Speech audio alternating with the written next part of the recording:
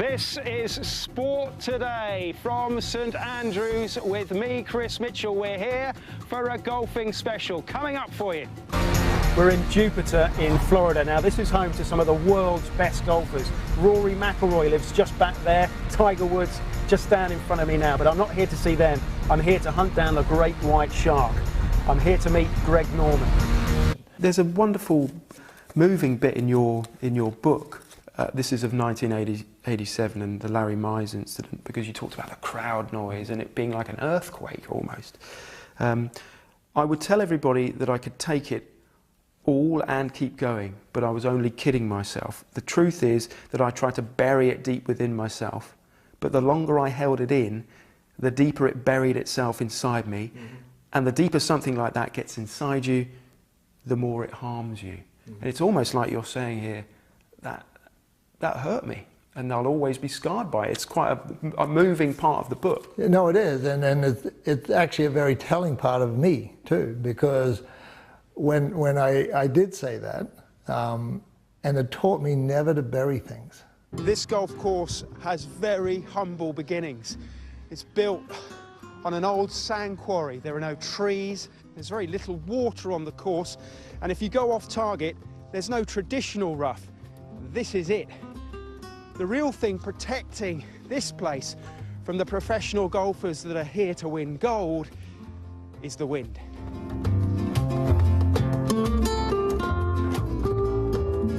Now, it's snooker's 147, in running it was the 4-minute mile, and in golf it's the sub-60 round. And take a look at this. Who has signed this card? 59, something that until today had never been done on the European Tour. 18 players had come close, shooting 60 in Europe, but none had managed 59.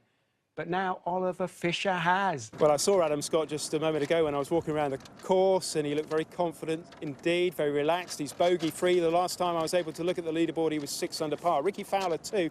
He's playing very well. He looks very confident, like he's enjoying himself. He's only 1 under for the tournament at the moment, not getting those birdies because, well, in this stiff breeze, it's difficult to put the ball on the green where you want it to go. But let's talk about those conditions a little bit more. I want to show you just how bad it was. It's difficult really to see from some of the pictures how deep those puddles were. So I wanted to find out for myself, went out onto the St Andrews links to find a puddle of my own to test the depth. Right, well, I'm really keen to show these puddles up close and personal. Look how deep they are, almost up to my ankles, certainly up to my wrists. This is serious water, and it's all over the St Andrews course. Absolute paradise if you're a duck, but if you're a golfer, not so good. That said, if your ball lands in this stuff, it's okay. You can take relief. You can take your ball out, put it somewhere dry, and it won't cost you any strokes. There's going to be loads of golfers doing that today. That's going to slow things down even more. And we already know the second round is going to go into Saturday, but this is just going to make matters worse. Although that said, I have to say this puddle was much bigger when I got here earlier, and it's receding very quickly because underneath all this is a bed of sand. So the course drains really, really well. I won't need a bath tonight, will I? Interestingly, I've just been talking to Davis Love III. Now, he is the US Ryder Cup captain, and one of his vice captains is Tiger Woods. He's in contact with him. And he told me that he thinks we have underestimated the extent of Tiger Woods' injuries, his back problem. That perhaps when he made statements in December and before that he would be back around about now playing, well, perhaps that was over-optimistic, that the battle Tiger Woods faces is a bigger one that he anticipated and that any of us anticipated. Where else in golf do you get holes like this?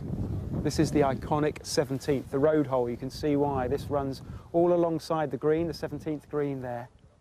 And if you land on that road, you don't get relief. You have to play the ball as it lies. And come with me, because there's another aspect to this hole that's really important.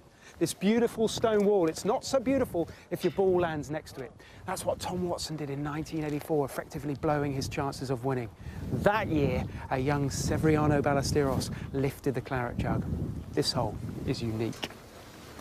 So there's the pin, just about see the top of it. What do the pros coming here, what do the likes of Phil Mickelson and Henrik Stenson have to do to get out of one of these?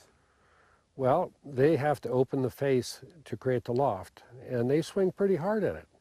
But this is the only shot in golf where you do not hit the ball. Take it here and like so. Yep, so. Okay, never walk up the face of a bunker. Apologies for that, but right, I've got some bad news for you, Roger. Uh-oh. You've pitched just short of the pin. You've rolled off. That is typical links golf. That is links golf. You're further away now than when you started.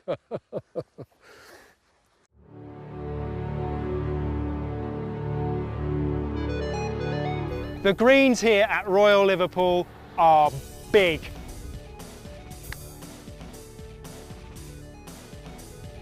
There are over 80 bunkers on this course. This is one of the smallest. Green side at the ninth, the par 3 ninth. Small, but tough to get out of. But let's have a real close-up look at this grass. This beautiful turf, akin to the Wimbledon lawns.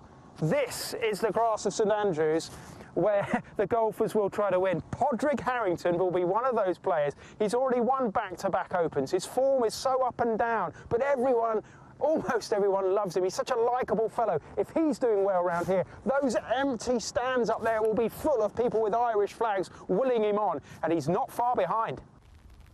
Even if you're lucky enough to have found the middle of the fairway, which I've done here, well, there's another hazard that I haven't talked to you about yet. You can probably guess what it is. Just look at me. It's St Andrews and it's unpredictable weather.